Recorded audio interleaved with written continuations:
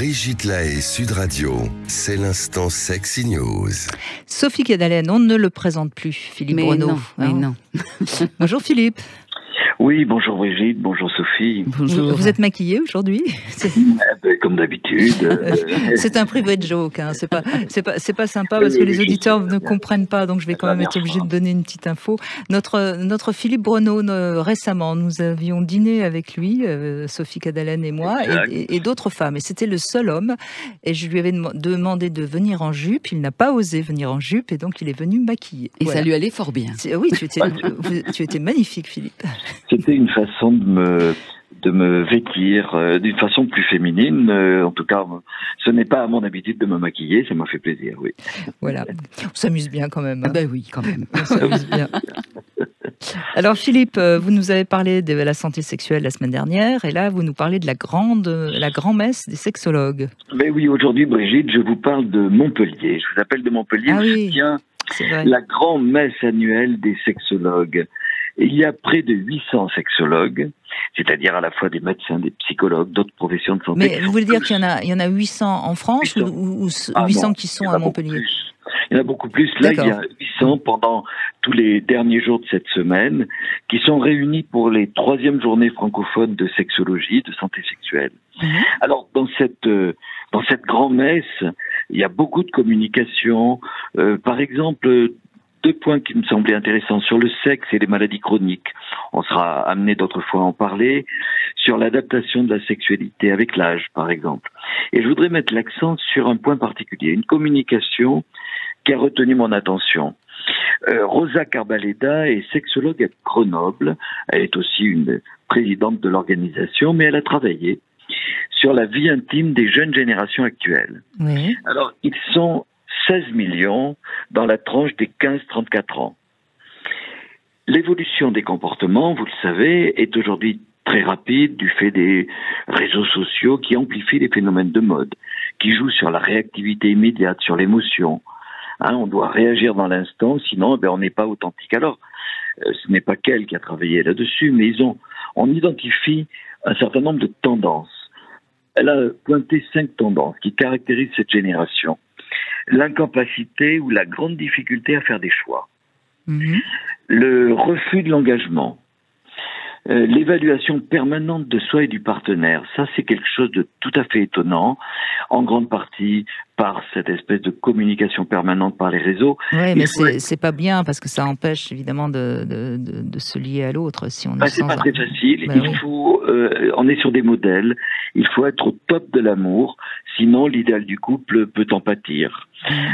Le 4e point, ça serait une tyrannie de l'industrie de la mode et de la beauté. Alors là, Instagram est passé par là. C'est encore un top, il faut être au top de la beauté. Et ça, je dirais que c'est un peu plus ancien quand même. Oui, c'est pas d'aujourd'hui. C'est un âge où on est quand même très sensible à la mode et à la beauté, me semble-t-il.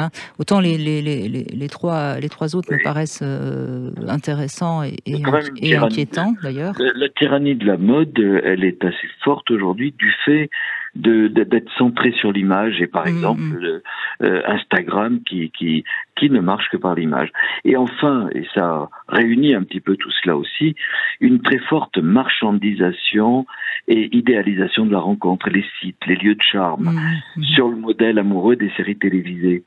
Alors, dans ce contexte de très forte exigence, il semble que cette génération, et on le voit sur pas mal à la fois d'études et puis d'impressions des cliniciens, il semble que cette génération souffre plus de dysfonction sexuelle que leurs aînés. C'est normal, oui. Beaucoup de réactions émotionnelles aux événements, baisse du désir chez certains, et même, on voit surtout des retraits d'une sexualité de performance pour d'autres. Oui, il y a un mouvement asexuel. Il y a des gens même qui sont des jeunes qui sont dans la phobie sociale, qui restent enfermés chez eux et qui ne communiquent que par Internet. Oui, c'est triste tout ça. Il y a beaucoup de craintes, notamment chez les garçons, de la performance sexuelle. Il semble que cette génération aussi s'affranchisse des situations trop engageantes, vie commune, parentalité, et le dernier point qui me semble très problématique, et ça se voit, il y a plusieurs études qui l'ont montré, Et cette génération abandonne les comportements de base de la protection, comme le préservatif, par exemple, sous l'alternative de méthodes dites plus naturelles. Alors, si on ajoute les nouveaux codes amoureux, pas facile de s'y repérer, l'influence de la pornographie et une masculinité qui se cherche, eh bien, je crois que cette génération semble aujourd'hui en grande difficulté, et il faut le dire à tous, il faut en être conscient et être vraiment, moi je crois être vraiment à leur écoute lorsqu'ils parlent d'une difficulté, lorsqu'ils en souffrent, parce que c'est une réalité, une difficulté de cette génération à vivre trop de choix à faire en même temps. Mais alors, quelles seraient les solutions, Philippe Bruno? Enfin, je pense que vous allez en parler à Montpellier, mais là, comme ça, vous pourriez nous donner une petite info déjà? Non, d'abord, la solution, moi j'allais la dire, elle est surtout dans l'écoute lorsqu'il y a cette souffrance, mais il n'y a pas directement de solution. C'est que on se rend compte que les exigences à de multiples niveaux amènent à ce que leur vie soit difficile. Lorsqu'ils sont en difficulté de choix, c'est parce que ils ne sont pas au clair avec les repères qui leur sont proposés. De quelle façon, par exemple, les nouvelles identités vont déstabiliser beaucoup de jeunes qui se posaient pas autant les questions. Alors, je ne dis pas qu'il faut pas s'interroger, mais je crois que aujourd'hui, il manque peut-être de repères, et il faudrait, on revient toujours aux mêmes choses, il faudrait une vraie éducation ou des éléments tout au cours de l'enseignement. Ça, c'est évident qu'une éducation à la sexualité est tout à fait nécessaire. Mais il y a une chose que vous dites d'intéressante, c'est qu'ils ont trop de choix, et je trouve, on sait de plus en plus que les jeunes ados, je parle même à partir de 13-14 ans, de plus en plus nous disent, moi je suis bi, je suis neutre, etc., etc. Et je pense qu'on marche un peu sur la tête. Encore une fois, je vais passer pour une vieille conne, mais je m'en fous. Je pense qu'il est toujours plus intéressant de donner des vrais repères à des enfants et à des ados, quitte à ce qu'après ils aillent complètement à contre-courant, que de leur laisser cette liberté de choix énorme qui à mon avis les embrouille plus qu'autre chose. Donc, Brigitte, alors vous avez raison, à la fois liberté de choix, c'est une illusion de liberté, parce qu'on n'est pas tout à fait la liberté, on ne choisit pas son orientation sexuelle, on ne choisit pas un certain nombre et puis des éléments d'identité. Je crois que on est devant quelque chose de compliqué, vous le dites, je suis tout à fait d'accord avec vous, sur le fait que l'on doit à la fois être à l'écoute, accepter, comprendre la fluidité du genre, c'est-à-dire qu'il y a des gens qui ont des orientations très différentes de ce qui était autrefois très binaire. On était hétéro, homo. Il y a des problématiques individuelles, elles ne sont pas très importantes en nombre, sûrement, il faut qu'on les écoute, mais il ne faut pas que ça déstabilise le plus grand nombre. Et aujourd'hui, il y a un problème, ça durera un certain nombre d'années, en grande partie parce qu'il n'y a pas d'éducation à la sexualité. Oui, et il me semble aussi que cette histoire de trop de choix, ça commence bien avant, en fait. Ça participe aussi des éducations aujourd'hui. Alors, avec, je crois, des confusions dans ce qu'on a compris de la psychologie de l'enfant, de l'écoute qu'il fallait avoir, heureusement, vis-à-vis de l'enfant. Mais beaucoup de parents que j'entends, qui demandent, l'enfant sait à peine parler, c'est quelquefois d'ailleurs même pas parler, tu veux aller faire quoi? Tu veux aller au parc? Et c'est déjà très déstabilisant. Et, comme le disait Brigitte, très justement, s'affirmer, c'est aussi d'abord peut-être s'affirmer s'affirmer à l'encontre d'eux. Donc avoir des repères justement par rapport auxquels on peut se démarquer. Et je crois effectivement que ça continue ensuite dans une espèce d'obligation à se définir.